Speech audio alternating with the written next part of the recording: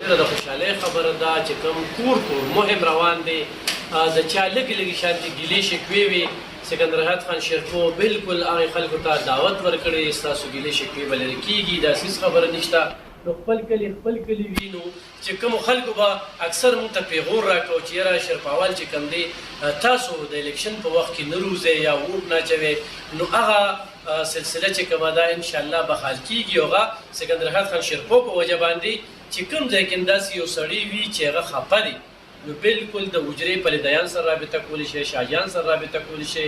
دیار سره رابطه کولی شي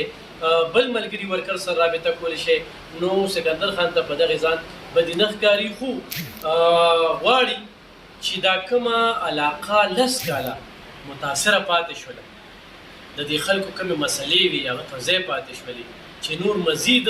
هغه مسلې د خلکو ته رانشي الحمدلله دې وخت کې زموږ ته د بجلۍ نظام ټیک شو ګنټه به ګنټه بجلي ځي دا ډېره غټه مسله وه د ګیس نظام چې کوم د سکندر حیات خان شیرپو په وجه باندې ډېره هغه لوډ شیډنګ کې کمې راغې بیا به خلکو دا یو ګیله کوله چې خلک خفه دي او خان چې کوم دی هغه تسلسل هم جاري شو دا ډېره ښه خبره ده نن شیرپو نامې ګرامي خاندانونه چې هغوی لږې لږې ګیلې شکوې وي د حجرې ته رالل او آفتاب احمد خان شیرپو سره میلو شو او هغوی سره یې خپلې خبرې اترې وکړلې نو دا د شیرپو د یونین کونسل لپاره خوشحالۍ خبره او راتلونکي وخت کې دا باوري خبره ده چې شیرپو یونین کونسل خلک چې کوم دی کوم چې لږې لږې پارټۍ داسې نورو پارټو ته تللي وو مختلف داسې کورکي پکې دغه شي هغوی هم پېښ شو او هغه ټول را روان دي نو په ځکه مې د خوشحالۍ خبره کوله سکندر خان ډېره زیاته مننه کوم یقینا چې دا کوم خلک رالل دا هم میلو شو په دې باندې هم خبرې اترې کوي او بل د عمران خان په دغه ګرفتارۍ باندې دې فیصلې ته بسم الله الرحمن الرحیم جواب ورکړم چې تاسو پوری مچ مهم را راکړ او دا تاسو خبره او تاسو کې په تاسو دا موږ دا وړو چې موږ یو ورګولیکا او چې دې کې موږ ټول اتفاق سره را پاسو او د علاقې صحیح نه سره خدمت دغه زموږ مقصد دی او ان شاء الله په دغه کې به ټول ملګري سره یو ځای اخلو او دا کار وکړو څو پورې چې تاسو دا پرون چې کوم فیصله راغلې ده توشخانه په هغې باندې خبره وکړه او یو خو زه درې خبرې په دې کې کول غواړم په دې باره کې یو خو دا دی چې ګوره یو پارټي چې هغه د انصاف په نوم باندې جوړه شوې نو پکار خو دا دی چې هغه بیا د عدالتونو احترام هم کوي او د عدالت د فیصلو هم احترام کوي اسیم قانوني او عیني طریقه دا ده دا کومه فیصله چې وشوه دې ته بعضې خلک وایي چې یاره توشخانه دغه نور خلک هم دغه کړې ده او نواز شریف سره موازنه کوي دې کې رفت چې تاسو په یو شی کوم چې اصل بنیاد دی دا نه ده چې د توشخانه نه سوال نشته په هغې باندې دلته سزا ملو شوې ده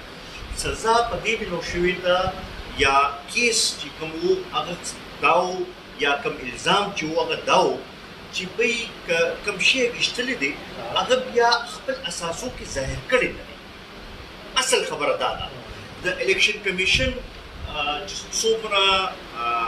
منتخب اراکین پارلیمنت وي نو دا قانون دی چې هر کال به تاسو د خپل اساسو یو دغه کوئ ډیکلیریشن به کوئ او هغه به ظاهر کوئ او هغه ډیکلیریشن کې چې دی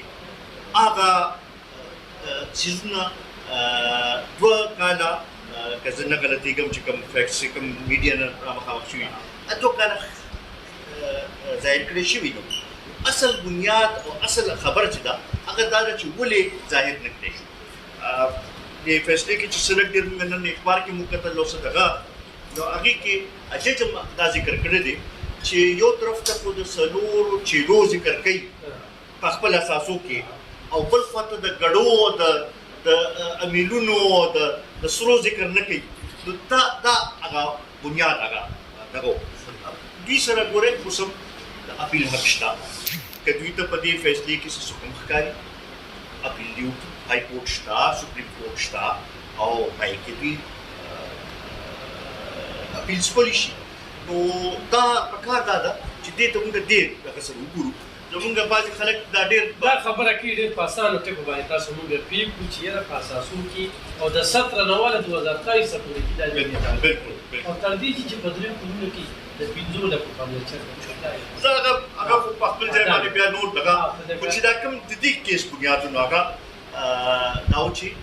سکندر خان لکه دوه کیسو کې چې کوم دی که نه چې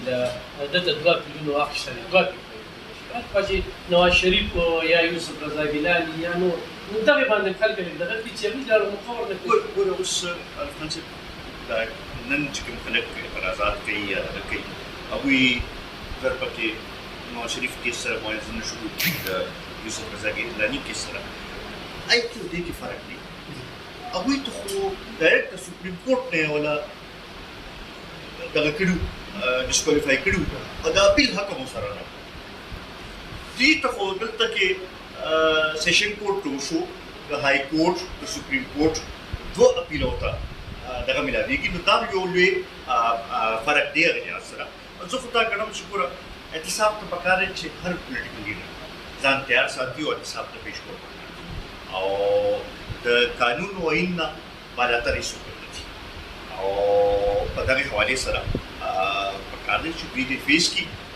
زه په دې دغه یم چې ګوره دې کیس 11 میاشتې واخیستی او دوی ته بار بار دغه چې راشئ تاسو خپل ډیفنس وکړئ هغه لحاظ سره دوی صرف د استثنا درخواستونه ورکړي دي خو د خپل هغه کوم چې دغه ورته کول پکارو د کوم سوالونه چې پېښ شي یا کوم الزام پرې لګېدلی و د هغې چې کوم دفاع کول پکارو دفاع یې هغه شانتې کړې نه ده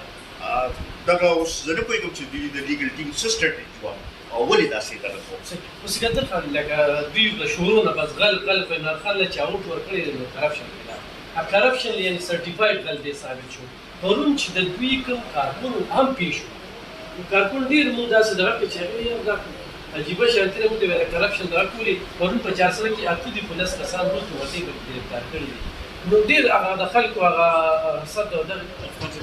ډېر صحیح خبره ما پرون یو ټویټر باندې یو ټویټ ته چا کتلو هغه دا دغه کړو چې په 9 مې باندې چې کوم واقعیت وشو نو هغې سره هم تحریک انصاف هغه دغه شو او دا پرون چې کوم دغه وشو نو په دې باندې د عمران خان چې کومه بیانیه وه هغه بالکل دغه شوه ختمه شوه نو دا اوس یو سوال دی